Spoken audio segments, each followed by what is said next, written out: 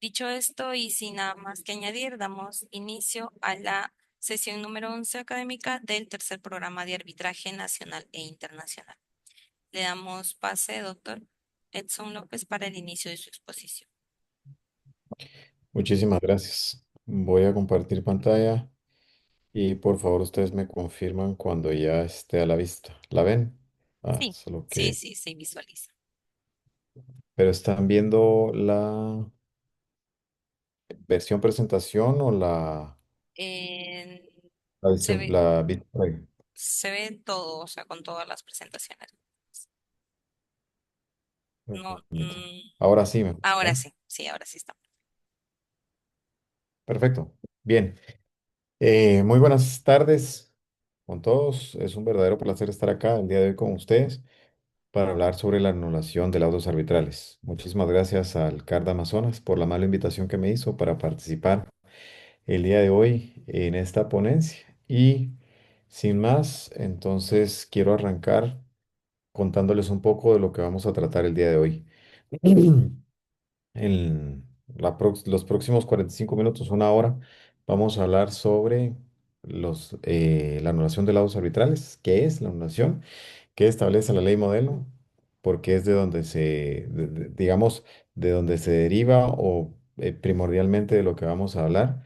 Un poco de conceptualmente cuál es el procedimiento, la anulación versus el reconocimiento de los laudos arbitrales. Y tal vez la primera y la gran pregunta que vamos a hacer es, ¿un laudo puede ser ejecutado, perdón, no obstante haya sido anulado en una jurisdicción diferente? Y al contestar esa pregunta vamos a hablar de algunos casos emblemáticos. Bien, entonces, ¿qué es la anulación de laudos arbitrales? Em, una definición muy conceptual, y es que la anulación es la impugnación en vía judicial de un laudo arbitral por motivos tasados cuyo objeto se circunscribe exclusivamente a determinar la legalidad del proceso arbitral. Y esto es importante, no permite que el tribunal revise el fondo de la controversia ni la aplicación del derecho. ¿De qué va la anulación de un laudo arbitral? No hay que perder de vista que el sistema arbitral, como un mecanismo alterno de resolución de controversias a la jurisdicción ordinaria, tiene distintos momentos o distintas formas de interactuar con la jurisdicción ordinaria, ya sea en la constitución del tribunal arbitral, particularmente cuando hablamos de un arbitraje ad hoc, el diligenciamiento de medios de prueba, las medidas cautelares, principalmente que deben ejecutar terceros, eh, o para que un tribunal judicial con su poder coercitivo le ordene a una de las partes involucradas en el arbitraje para que cumpla con una orden, con una medida cautelar otorgada por un tribunal arbitral, y luego el control que ejerce la jurisdicción ordinaria sobre la decisión adoptada por el tribunal arbitral que se traduce o se transforma en un laudo.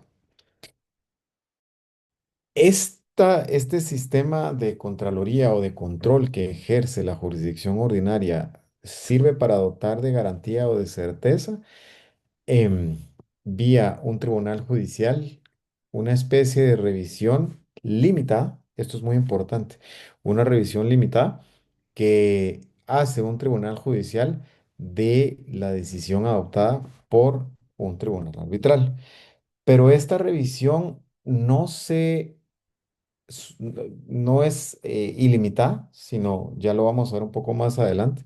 Es numerus clausus y solamente está enfocada en revisar si el laudo respetó las garantías legales y el convenio arbitral, si hubo infracciones graves al debido proceso, pero no entrar nunca a analizar el fondo de la decisión adoptada por el tribunal arbitral, ni si es legal o si está correcta o incorrecta la decisión en el laudo, sino solamente en cuanto al proceso y en cuanto a la legalidad o que se hayan respetado todas las garantías del proceso y se ha respetado el acuerdo arbitral. Esto solamente en principio, porque como lo vamos a ver, hay una excepción. Creo que he sido elegido para dar esta ponencia porque mi país es el que tiene esta excepción en Latinoamérica y que desafortunadamente nos ha hecho que no seamos una sede arbitral atractiva para albergar arbitrajes internacionales, porque esta limitación o estos límites que acabo de mencionar que tiene el recurso de anulación o la nulidad de los laudos arbitrales, la anulación de los laudos arbitrales, está, no es igual en Guatemala, pero ya vamos a hablar un poco de eso. Em, ¿Cómo funciona? Y ahora justo me adelantaba en la anterior diapositiva, y es que el recurso de anulación es la forma de proteger y ejecutar el convenio arbitral y es la forma como se garantiza que la existencia de los términos del acuerdo para arbitrar son respetados. La anulación es consecuencia de que el carácter autoejecutable del convenio excluye la revisión previa, la ejecución. Es revisable como un juez puede revisar y pronunciarse como se ejecutó un contrato, por ejemplo, para verificar si hubo cumplimiento y no como una corte de apelación puede pronunciarse sobre lo que hizo un juzgado de primera instancia. No es la equivalencia a una apelación abierta en la que se puedan presentar la impugnación con base en motivos abiertos, sino solamente a motivos circunscritos y esto tiene una razón histórica y es el artículo 5 de la Convención de Nueva York sobre la ejecución de laudos arbitrales y que el artículo 34 de la ley modelo UNCITRAL prácticamente lo copia porque se inspira en el mismo, em, como lo vamos a ver ahora a continuación. Y precisamente voy entonces a qué establece la ley modelo UNCITRAL. A ver, como decía, revisa una lista exhaustiva de causas de anulación limitadas y estrictamente definidas. Y eso es precisamente lo que hace diferente o la diferencia sustancial entre una apelación en jurisdicción ordinaria y la anulación de los laudos arbitrales por estas dos razones que están marcadas en negritas. Uno es lista limitada y estrictamente definida. Un tribunal judicial no puede, salvo la excepción de Guatemala, como lo vamos a ver, decía un poco más adelante, y con las limitaciones que los tribunales han ido entendiendo en la práctica, pero un tribunal judicial no puede bajo ninguna circunstancia conocer de un recurso de anulación o de nulidad de un laudo arbitral, si no es solamente por las causales estrictamente definidas y limitadas en cada ley de arbitraje de cada jurisdicción que se inspira en buena medida en la ley modelo. Si un tribunal judicial ante quien se ha planteado una anulación considera o advierte que las causales por las cuales se está solicitando la revisión son por causas distintas a las estrictamente reguladas, es motivo para que el tribunal deseche o rechace in limine la solicitud de anulación. Y de fondo, por supuesto, el tribunal es muy parecido al alcance de la cláusula arbitral, no puede ir más allá a lo que este marco o ámbito de competencia que estableció la ley le permite. Un tribunal arbitral no puede extender su competencia más allá de lo que la cláusula arbitral le determina. En el mismo sentido, mutatis mutandis, es lo que un tribunal judicial no puede hacer cuando se le ha solicitado la anulación de un laudo arbitral. Adelantaba un poco esto, pero ¿cuáles son las causales que establece la ley modelo que inspiran, como vamos a ver, cuatro jurisdicciones cuyas comparaciones haremos? Las causales de un recurso de anulación. Bien, un laudo arbitral solo podrá recurrirse, perdón, ante un tribunal mediante una petición de nulidad conforme los párrafos 2, 3 de este artículo. Y las funciones que se refieren a estos artículos son ejercidas por, esto es importante, ¿quién resuelve el recurso de anulación o la solicitud de anulación de un laudo arbitral?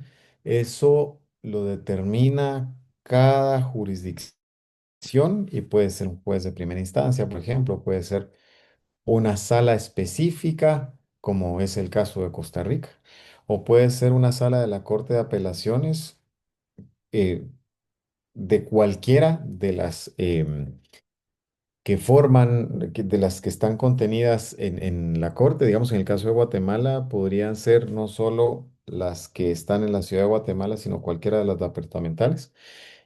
Y eso, vuelvo y repito, es una decisión propia de cada estado o de cada jurisdicción y que no necesariamente es igual o parecido en los mismos.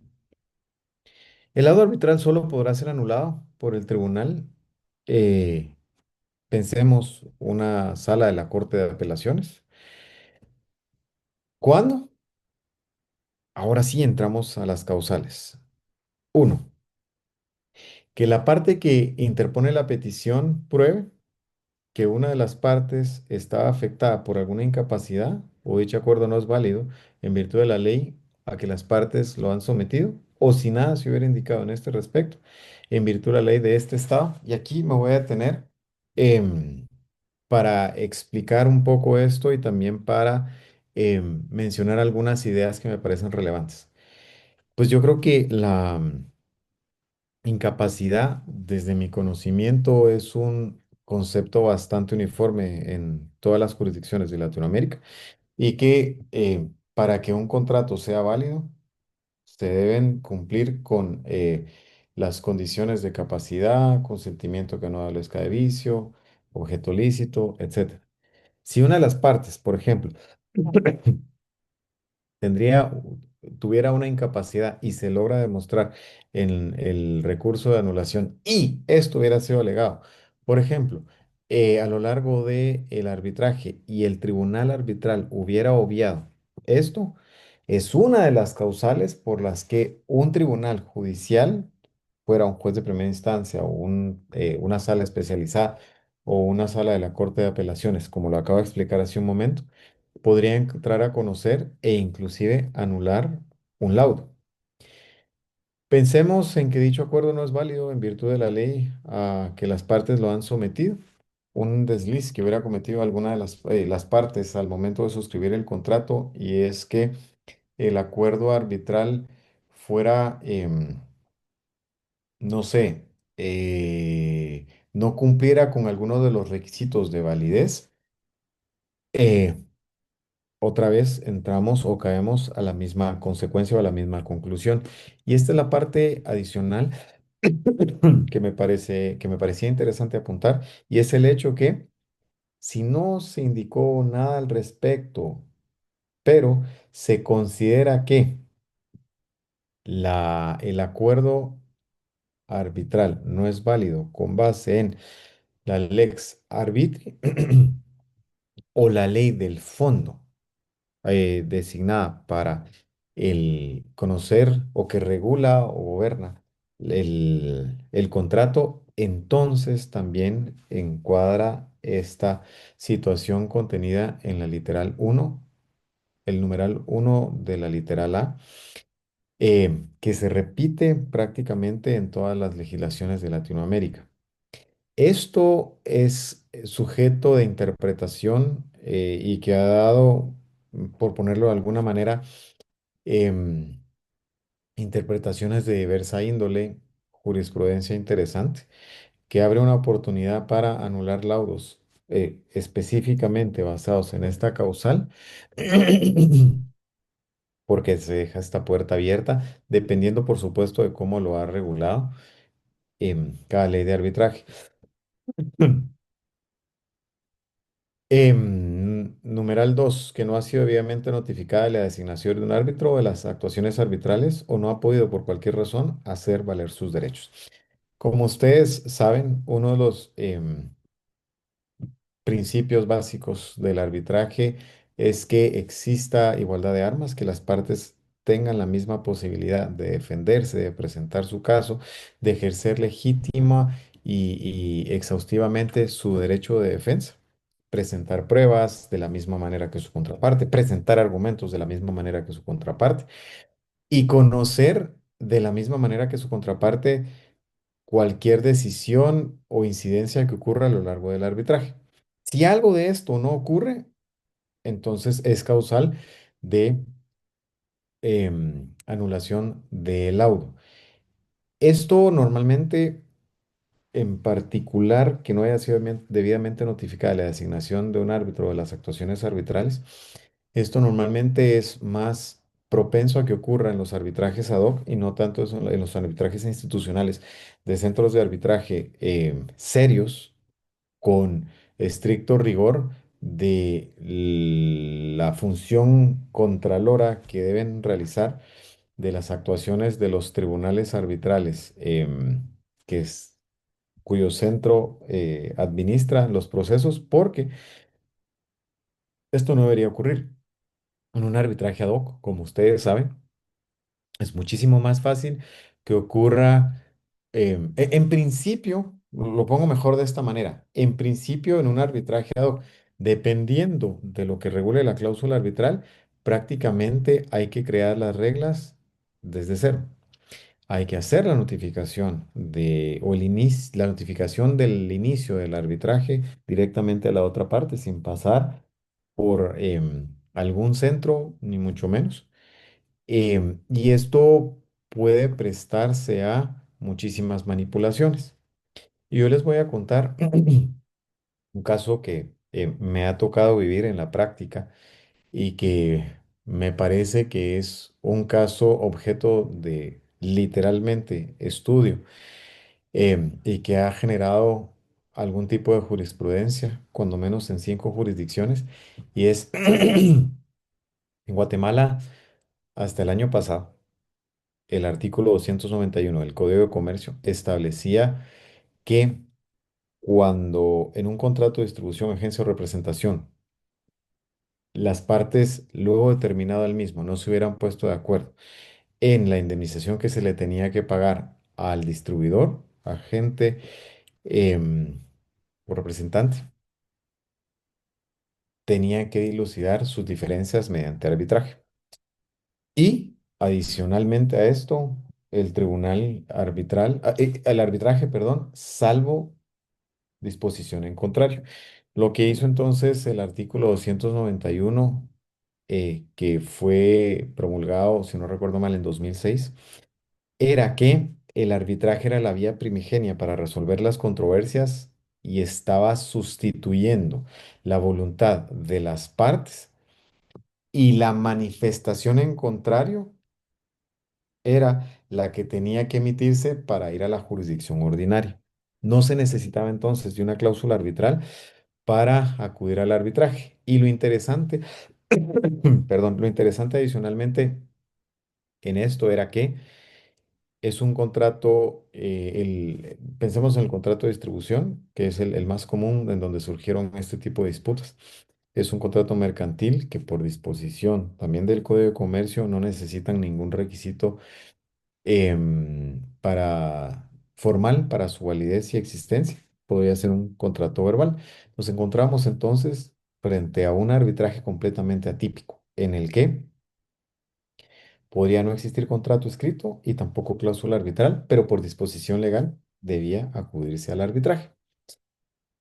Em, y esto era lo único que regulaba. Adicionalmente, ya respecto al fondo, pero no al proceso. Respecto al fondo, lo único que establecía, y que todavía lo establece el artículo 291, es que el tribunal, en este caso arbitral, debía resolver sobre la cuantificación de los daños con base en una serie de supuestos. y con base a los perjuicios, que son las ganancias lícitas dejadas de percibir, en equidad. Y esto lo hacía todavía un poco más complejo porque nos encontramos frente a a un arbitraje de derecho en el que la cuantificación de los perjuicios se debía o se debe cuantificar en equidad y no establece mayores parámetros y lo único que dice es tomando en consideración la naturaleza el contrato, ¿verdad? Ok, entonces,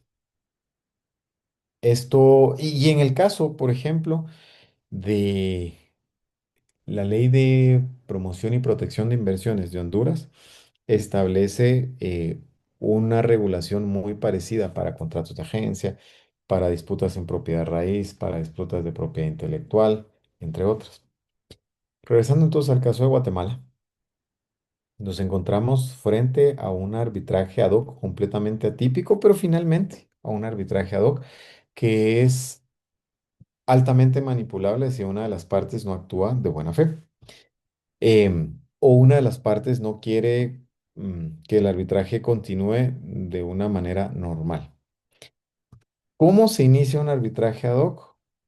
Se notifica a la otra parte el inicio del mismo, normalmente designando el árbitro y pidiéndole a la otra parte que con base en en el periodo o en el plazo, perdón, establecido en la ley de arbitraje, que designe a su árbitro. Y luego cada ley de arbitraje establece la forma en la que el tercer árbitro debe ser designado y quién va a actuar como presidente.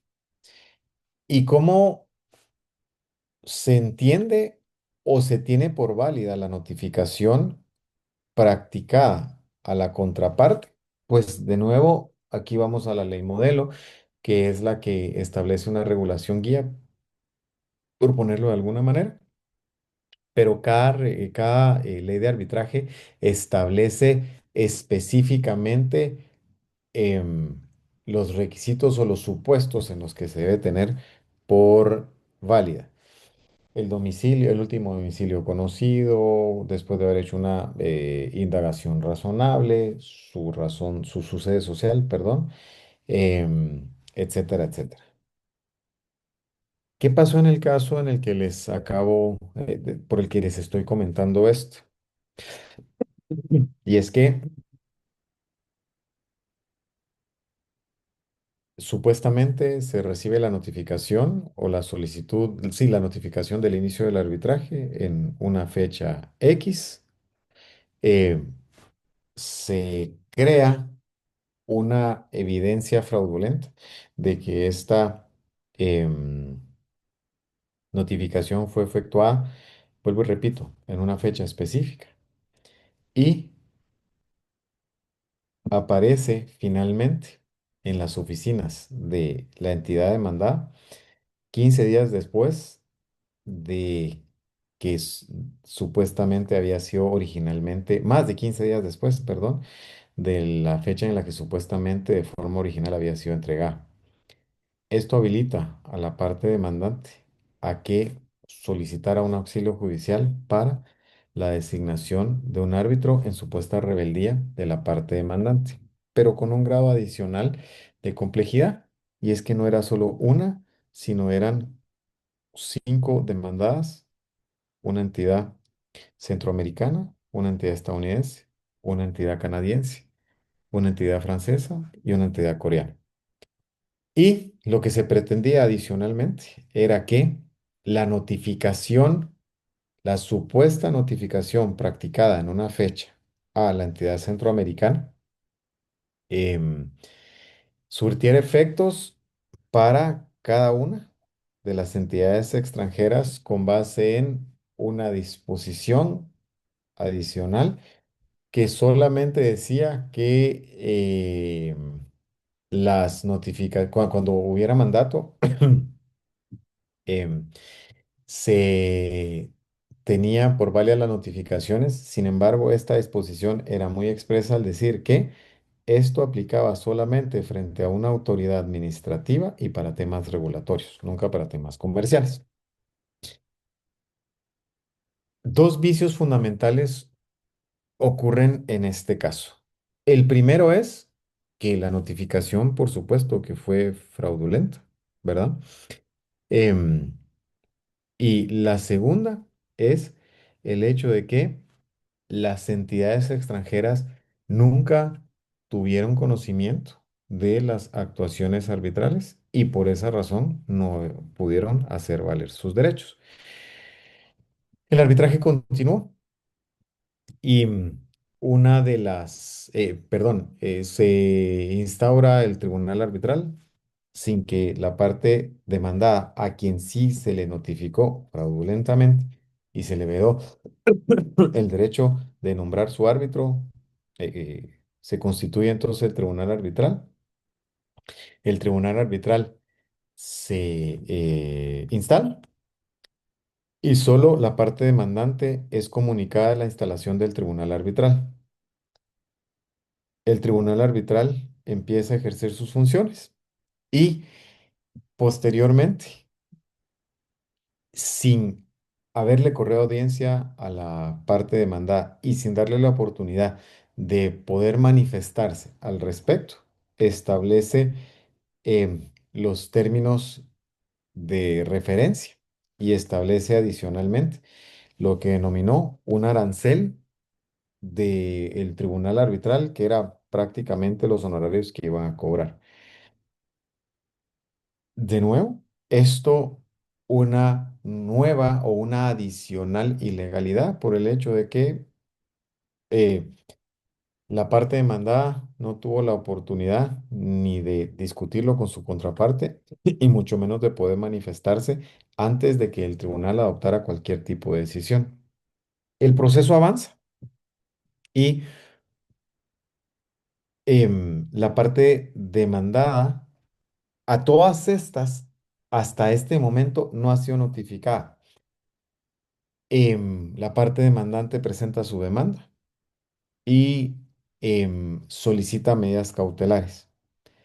La parte demandada no es notificada de la demanda y se otorga la medida cautelar y de hecho lo que hace el tribunal arbitral es que comunica la existencia de la medida cautelar e instruye y ordena a la parte demandada que fue originalmente notificada, fraudulentamente notificada, y a las demás entidades adicionales que nunca fueron notificadas, que realice ciertas acciones derivadas de la medida cautelar que ha ordenado. Para resumir, entonces, lo que ocurre en este caso es, uno, la imposibilidad de una de de todas las partes de designar al árbitro, a su árbitro, por así decirlo.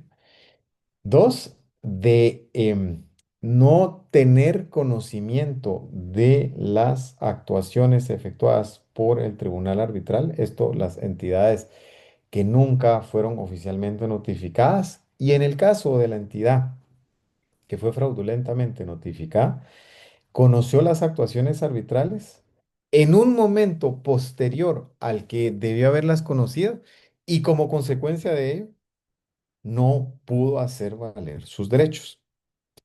Este es un caso de la vida real y este es justamente el caso que encuadra como anillo al dedo y que calza perfectamente en el numeral 2 de la literal A de la ley modelo, que como he dicho y vamos a ver un poco más adelante, se replica prácticamente en em, las leyes de arbitraje en Latinoamérica.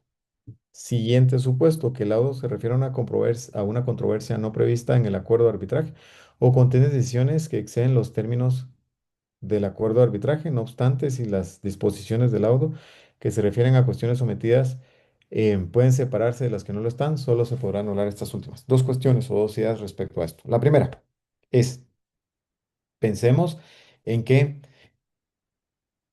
un caso también reciente y de la vida real, y es que en un contrato de construcción, em, básicamente lo que se había contratado era la demolición de una fracción de una obra, era un subcontrato, y en el contrato expresamente se pactó que cualquier trabajo adicional o no previsto en el contrato debía pactarse directamente por las partes en un documento adicional. Y de lo contrario, se tendría el efecto podría ser que se tendría por no aceptado, em, o por no regulado en lo que, no, perdón, por no regulado en lo que establecía en el contrato. En efecto, lo que ocurre es que se efectúan trabajos adicionales sin que haya un acuerdo. Y la discusión que existe en este momento es si esos trabajos adicionales derivados de la decisión de excluirlos directamente del contrato, eh, debía o está dentro del alcance de la competencia del tribunal arbitral o no. Y esta me parece que es un buen ejemplo que grafica lo que este primer supuesto de la literal del numeral 3 establece, y luego que contiene decisiones que exceden los términos del acuerdo de arbitraje. Digamos que es muy parecido, pero pensemos en que em, es muy común en nuestros países, y eso lo he visto en múltiples contratos, que la cláusula de resolución de controversias dice: salvo aquellas deudas que sean líquidas y exigibles, todas las controversias que se deriven del presente contrato serán resueltas mediante arbitraje, etcétera, etcétera, etcétera. ¿Sí? Y pensemos en que una deuda líquida y exigible aceptada por una de las partes em, fue objeto de discusión, estaba expresamente excluido en el acuerdo arbitral, y no obstante eso, el tribunal decidió entrar a conocerlo, manifestarse y resolverlo en el auto. La tercera idea respecto a este tercer numeral es el hecho de que las cuestiones, vamos a ver, la anulabilidad del laudo puede ser parcial si existen decisiones que son las que se exceden, y aquellas decisiones que son las que encuadran en el respeto del alcance del acuerdo arbitral. Número cuarto, que la composición del tribunal arbitral o el procedimiento no se ha ajustado al acuerdo entre las partes. Sí, pues digamos un poco lo que les comentaba hace unos momentos, por el hecho de que inclusive ni siquiera pudo existir acuerdo entre las partes, pero pensemos en el supuesto un poco menos dramático y un poco más usual, y es el hecho de que las partes tenían la posibilidad de presentar evidencias respecto a un tema en particular o argumentos respecto a un tema en particular en un determinado momento, y el tribunal injustificadamente hubiera variado el procedimiento y le hubiera dado la posibilidad o alguna ventaja a una de las partes para presentar sus argumentos en detrimento de la otra. El segundo set de causales por las cuales se puede anular un laudo arbitral es que el laudo es el orden público, ¿verdad? Y que eh, creo que, gracias, que según la ley del Estado, el objeto de la controversia no es susceptible de arbitraje. Pensemos, por ejemplo, que se haya pactado en Costa Rica que en el acuerdo arbitral, que las disputas relacionadas a pensión alimenticia o algún tema de familia debían dirimirse en arbitraje, y el tribunal conoce el proceso, y sin embargo la propia ley de arbitraje establece que esto no es arbitrable. Por supuesto que el, eso sería motivo para la anulación del laudo. Y que el laudo es contrario al orden público. em, Muy pocas legislaciones, muy pocas jurisdicciones describen, desarrollan y regulan lo que se debe entender como orden público, y esto abre la posibilidad a múltiples interpretaciones. De hecho, existen múltiples acepciones de orden público local, orden público internacional, orden público sustantivo, orden público procesal, etcétera, etcétera. Y entonces, muchas de las causales, perdón, muchas de las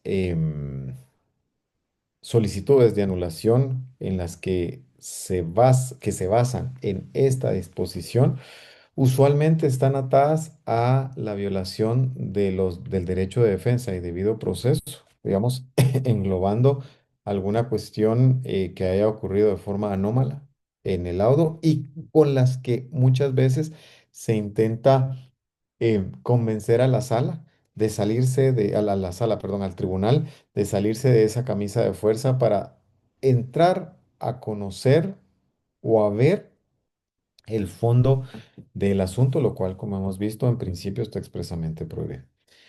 Eh, la ley modelo también establece que hay que plantear la petición de nulidad.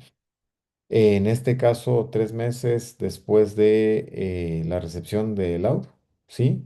O de que el laudo quede, digamos, ya sea en principio definitivo, y ya vamos a hablar un poco de esto, porque se pueden solicitar aclaraciones, ampliaciones o inclusive algún laudo adicional cuando el tribunal hubiera obviado u olvidado de decidir sobre algunas cuestiones sujetas a su consideración. Y esto no necesariamente se replica de forma exactamente igual en las distintas jurisdicciones que siguen la ley modelo, como lo vamos a ver, establecen plazos menores o distintos. Y el numeral cuarto es el tribunal, cuando se solicita la anulación de un laudo, podrá suspender las actuaciones de nulidad cuando corresponde y cuando sí lo solicite una de las partes por un plazo que determine a fin de dar al tribunal arbitral la oportunidad de reanudar las actuaciones arbitrales o de adoptar cualquier medida que a juicio del tribunal elimine los motivos para la petición de nulidad. Y esto es bien particular, es una disposición que hay que tratarla con pinzas y hay que entenderla adecuadamente, porque em, cuando la doctrina lo que dice es que esta disposición aplica cuando em, los las causales son de menor, no sé si importancia es la palabra, creo que no es la más dichosa, pero de menor envergadura, para que se haga el reenvío hacia el tribunal arbitral. Inclusive en algunas jurisdicciones se le da un plazo para que lo haga. eh, si hay algún tema que hubiera obviado procesal que no fuera eh, demasiado sustancial, entonces aplicaría esta disposición. Vamos a hablar ahora del procedimiento. Y la anulación del laudo tiene un único y exclusivo trámite que conceptualmente se debe seguir o se sigue así en todas las jurisdicciones a lo largo y ancho del mundo. El laudo, una vez ya esté completado, luego de que haya transcurrido el plazo para las interpretaciones y correcciones, o que las mismas ya se hubieran efectuado, o que el laudo adicional se hubiera emitido y se hubiera incorporado al primer laudo emitido por el tribunal arbitral, entonces hay un plazo, como venía contando, para la presentación de la anulación.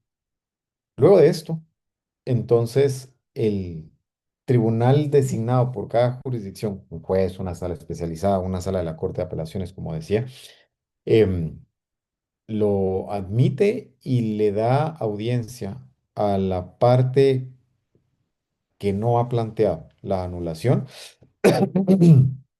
para que se manifieste.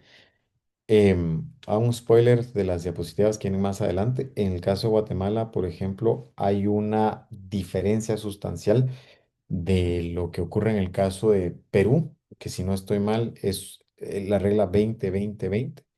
En el caso de Guatemala es un mes para plantear el recurso y tan solo 2 días para que tiene la parte que no ha planteado el recurso para manifestarse. Es bastante complicado em, para la parte que lo tiene que defender porque es muy poco el tiempo y usualmente son solicitudes o peticiones bastante voluminosas. Em, el tribunal que está conociendo la anulación decide si se abre a prueba o no, ¿sí? Dependiendo de la causal que sea y que se esté alegando y los motivos que se hayan invocado para el planteamiento de la anulación. Y entonces se abre o no a prueba y luego se resuelve la solicitud de la anulación, confirmando o anulando total o parcialmente el laudo.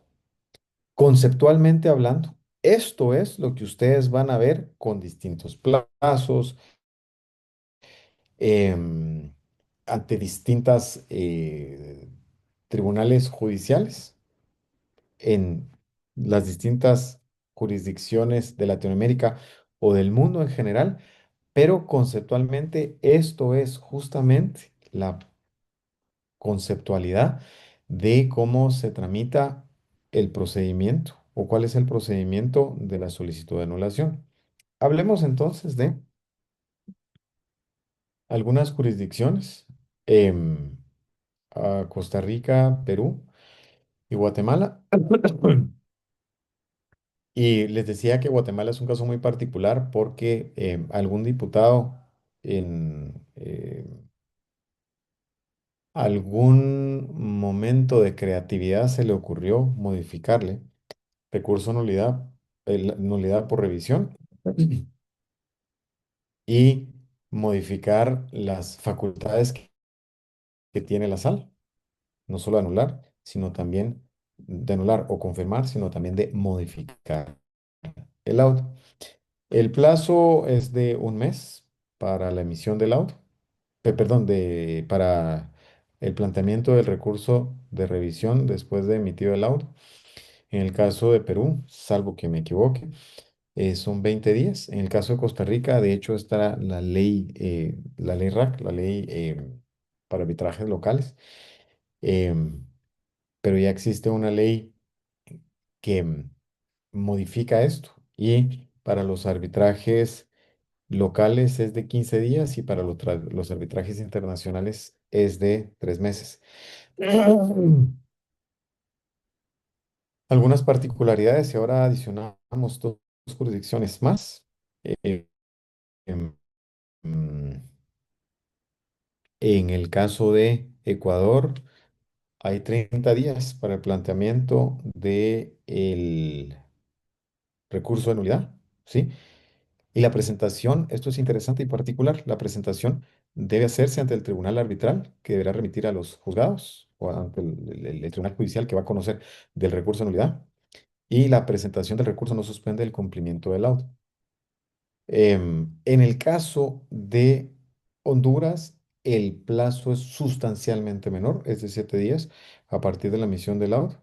Y la presentación debe hacerse ante el tribunal arbitral que deberá remitir a los juzgados. Y aquí, básicamente, como funciona en Honduras, es que uno lo que hace es avisarle al tribunal arbitral cuáles son las causales por las que va a solicitar la anulación del laudo. No las tiene que desarrollar, sino simplemente enumerarlas y decir brevemente por qué. Y ante el tribunal judicial es que se explican y desarrollan estas causales. Anulación versus, y perdón, tal vez es importante acá que esto que ustedes ven en pantalla se le agregan algunas fases o se descomponen algunas fases, pero conceptualmente hablando, estas son las que se deben de respetar y las que se deben seguir. Ahora, la pregunta es, ¿un laudo anulado o en proceso de anulación, al revés, en proceso de anulación o anulado? em, puede ser ejecutado o reconocido. Pues ahora lo vamos a ver. Primero, hablemos de qué es el reconocimiento. y ejecución, el artículo 3 de la Convención de Nueva York consagra el principio fundamental de reconocimiento y ejecución de los laudos arbitrales extranjeros, estableciendo una obligación para los estados contratantes y suscriptores de esta convención de reconocer dichos laudos como vinculantes y ejecutarlos conforme a sus normas procesales oficiales. A lo largo de sus dos frases, este precepto articula tres pilares esenciales. El primero, la obligación de reconocimiento y ejecución. El segundo, por supuesto, con la sujeción a las reglas del procedimiento. Dos, y tres, perdón, la prohibición de imponer cargas procedimentales o arancelarias desproporcionadas respecto a los laudos domésticos. Ahora, el otro componente es que la ejecución se llevará a cabo de conformidad con las reglas del procedimiento del territorio donde la parte recurre el auto. Por eso es que era tan importante ver las particularidades que tenía cada jurisdicción y cómo cada jurisdicción lo adapta o lo adoptó de una manera diferente. Y que lo que ya mencioné, que no se impondrán condiciones sustancialmente más onerosas que para los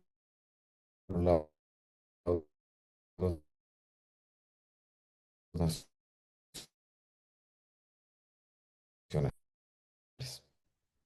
en el lucro todas las vías de impugnación. Y una vez acreditada la no impugnabilidad, el laudo se convierte en un título ejecutivo. A ver, entonces, ahora sí vamos a contestar la pregunta sobre si un laudo que haya sido anulado en una jurisdicción puede ser ejecutado en otra, y la respuesta es que sí. Y en particular, digamos que la razón, como lo vamos a ver más adelante, es que la tribunales judiciales a lo largo y ancho del mundo han interpretado que la Convención de Nueva York no establece como requisito o impedimento para la ejecución de un laudo las decisiones de los tribunales judiciales respecto a las anulaciones. Ya vamos a ver algunos casos en los que esto se menciona. Hablemos entonces de el caso Comisa versus Pemex. ¿Qué pasó? Este caso tenía su sede en México.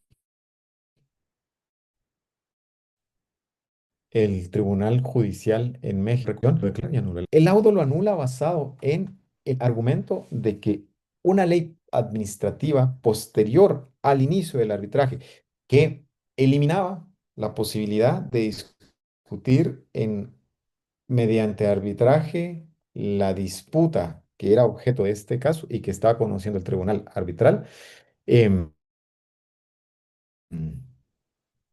entonces, el tribunal dijo, aun cuando la norma haya sido posteriormente emitida, esta es la causal por la que el tribunal no debió haber conocido de la controversia y no debió haber emitido el laudo.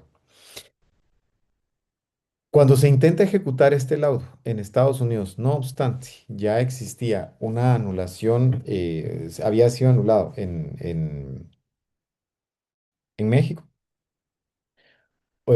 Una corte de Nueva York concluyó que se habían violado las nociones más básicas de justicia por el hecho de la irretroactividad de la ley, y por eso es que el tribunal había errado en la decisión y de alguna manera lo que ocurrió es que dejó sin efecto la anulación, por lo menos en el caso de Estados Unidos y específicamente en el estado de Nueva York, y por eso fue posible ejecutar. Irmaron versus Omnium, ¿ya?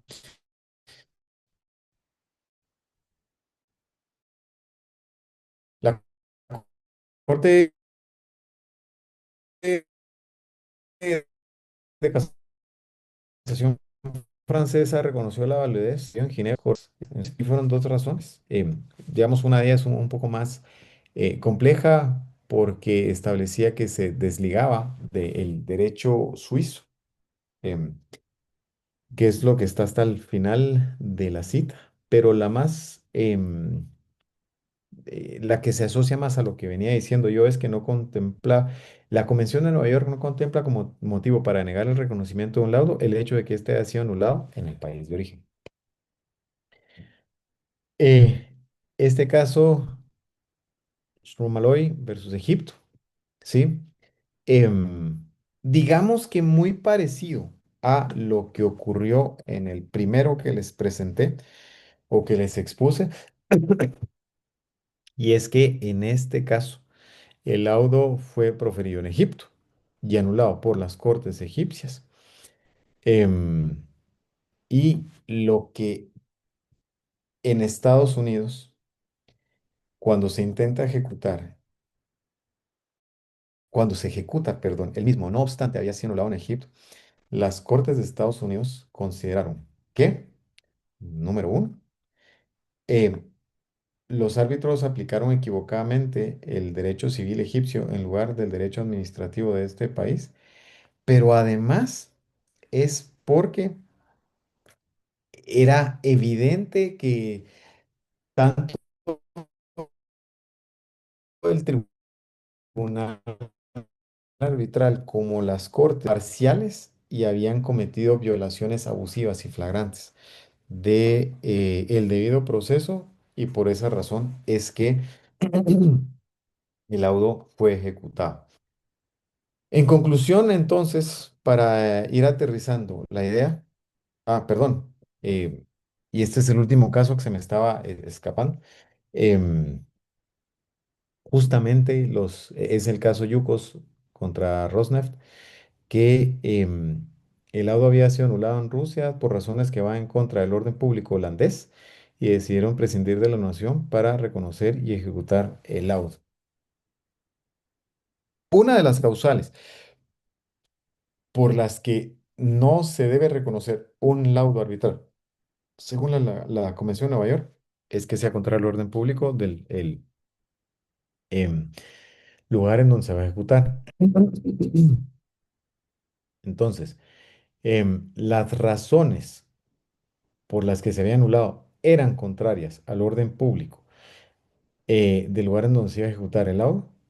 Los, la corte que conoció esto así lo consideró y decidió prescindir de la anulación. Entonces, ahora sí, para aterrizar, em, lo que quería comentarles a manera de conclusión es lo siguiente. Nú- Número uno es que la anulación de un laudo arbitral por causas y taxativamente reguladas en la lex arbitrio. Uno, dos, el recurso de revisión, a diferencia, y tal vez esa es la diferencia más importante respecto al recurso de apelación tradicional o normal en jurisdicción ordinaria, está limitada solamente para verificar el cumplimiento del alcance del acuerdo arbitral y de las garantías del debido proceso, digamos en términos muy generales, pero no así respecto al fondo del asunto. A un tribunal que conoce de un recurso de anulación no le es dable conocer el fondo del mismo. Y les decía que en el caso de Guatemala somos la excepción porque el artículo 43 de la ley de arbitraje guatemalteca permite confirmar, revocar o modificar el auto. Sin embargo, también decía que interpretándose de forma adecuada por los tribunales judiciales o por las salas de la Corte de Apelaciones, porque lo que han dicho es que a un tribunal arbitral no le es dable conocer el fondo del asunto y solamente podría modificar el laudo para corregir aquellas cuestiones procedimentales, pero esa no es la jurisprudencia que primaba en o que o era la tendencia en los 5 años precedentes, sino recién ahora que hay una comunidad arbitral más sofisticada, mejor preparada, tribunales judiciales mucho mejor preparados, más conocedores de la ley de arbitraje y su aplicación es que están emitiendo este tipo de resoluciones. Y la conclusión número tres que yo les quiero, dos más, la conclusión número tres que yo les quiero dejar es que hay un procedimiento específico de cómo se debe tramitar la solicitud de anulación. Sin embargo, se puede descomponer algunas de los bloques o de los segmentos del procedimiento que establece la ley modelo, como lo vimos en el caso de Honduras, que se anuncia ante el tribunal arbitral, se remite al tribunal judicial, ahí se desarrolla, hay una audiencia para la parte que defiende el proceso y después continúa. Pero digamos que en términos generales deben de cumplirse con esas fases. Y por último es que el recurso de anulación de un laudo, particularmente en arbitraje internacional y sobre todo cuando se intenta ejecutar en una jurisdicción diferente a aquella en la que el laudo se dictó y fue anulado, no garantiza que el laudo no sea ejecutado. Si hablamos de arbitraje nacional, por supuesto que es muchísimo más fácil. O si el arbitraje es internacional, pero se intenta ejecutar en la misma jurisdicción en donde se dictó, las probabilidades de que el laudo sea ejecutado, aun cuando haya sido anulado, son prácticamente nulas, valga la redundancia. Sin embargo, esto no ocurre en arbitraje internacional cuando hablamos de distintas jurisdicciones entre la que en donde se emitió el laudo versus aquella en la que se intenta ejecutar. Así que, sin más, yo con esto concluyo mi intervención. Y entiendo que ahora entramos a la fase de preguntas y respuestas, si alguno de ustedes tuviera. Y si no, pues yo quedo a las órdenes para cualquier comentario que hubiera de los presentes.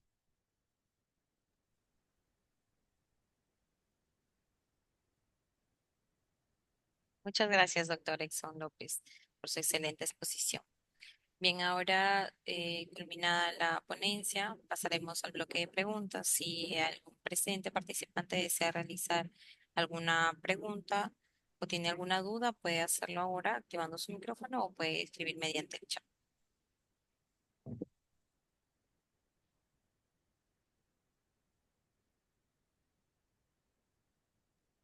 Yo quisiera hacer una pregunta, disculpe. Por favor. Adelante. Doctor, buenas noches. Quisiera una pregunta sobre el tema, bueno, en esta jurisprudencia peruana, el tema de controvertido es el decreto legislativo 1071, ¿no? Sobre la ley de arbitraje. Y respecto a los causales de anulación, he visto bastante controversia sobre el inciso B. Me recuerdo que es sobre eh, ahí donde mayormente se ha ido el arbitraje en un tema sobre la debida motivación. Y quiero Mm, saber qué es el tema de acá en, bueno, en su país, ¿no? En Guatemala, cómo se ha manejado esa cuestión. Y una gracias. cuestión, y otra cuestión que quisiera preguntarle en temas constitucionales, ¿no? En este tema, en el ámbito peruano, se ha visto, se ha visto que el proceso, bueno, en esta jurisprudencia constitucional ha ido delimitando este proceso de anulación y hasta ha estipulado que el proceso de amparo podría también revisarse o, bueno, cerrarse ese camino, ¿no? Proceso de tutela, en proceso de amparo. Y en el caso de Guatemala, ¿cómo ha manejado este sistema? ¿Si es posible plantear una acción de amparo contra a un lado arbitral o no es posible? Muchas Gracias. gracias.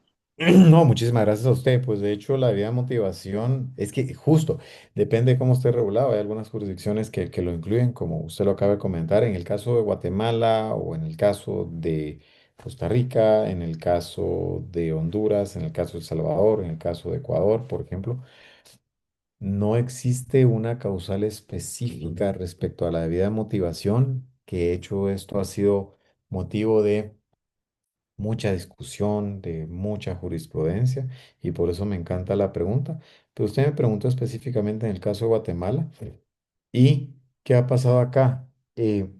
Sí, la motivación del laudo, que es una función intrínseca a em, la actividad intelectiva que debe hacer el tribunal arbitral de una forma apropiada, como no está expresamente regulada en la ley de arbitraje, esto usualmente se incluye o no se incluye, perdón, se entiende subsumido en la causal de orden público, porque entonces lo que se suele argumentar es que no han tenido las partes o la parte que plantea el recurso de revisión en este caso una real posibilidad de acceder a los tribunales porque los tribunales no han efectuado un análisis adecuado,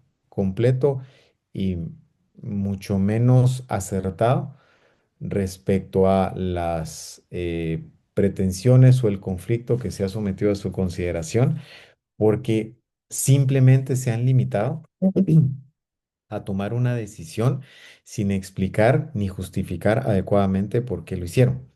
Y usualmente esto va acompañado de forma adicional al hecho que no está debidamente acreditado en alguna disposición legal, sino simplemente es porque el tribunal lo consideró así. Por supuesto, esto aplica en los arbitrajes de derecho y no en los arbitrajes de equidad. Y de hecho, para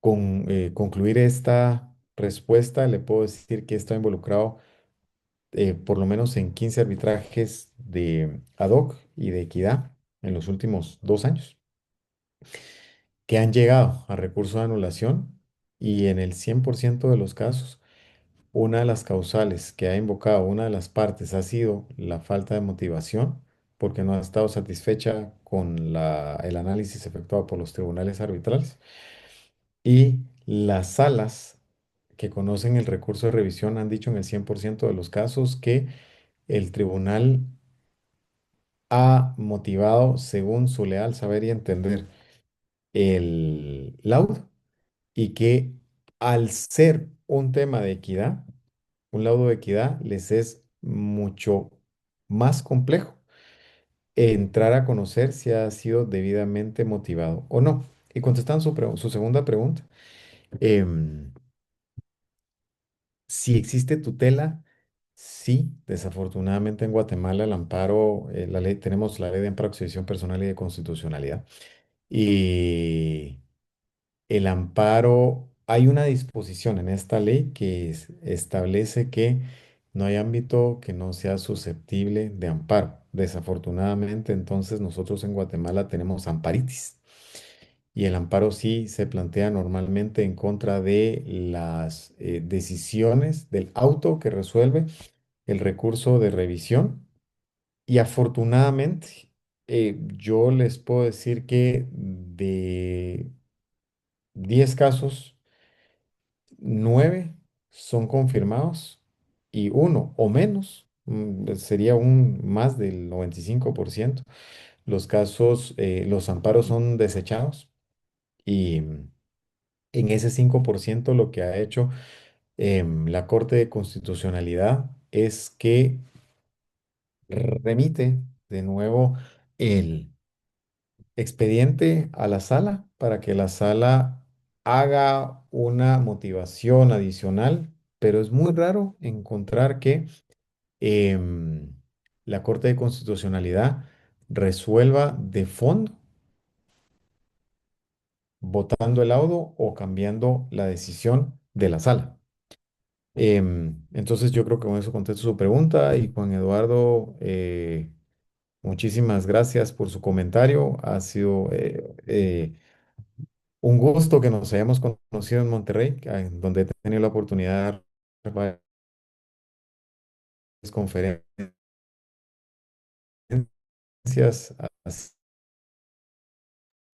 Así que, pues, encantado de la vida de volver de forma virtual. ¿Alguna pregunta?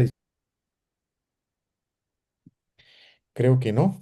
Entonces, de mi parte, lo único que me queda es agradecer la amabilidad de su atención.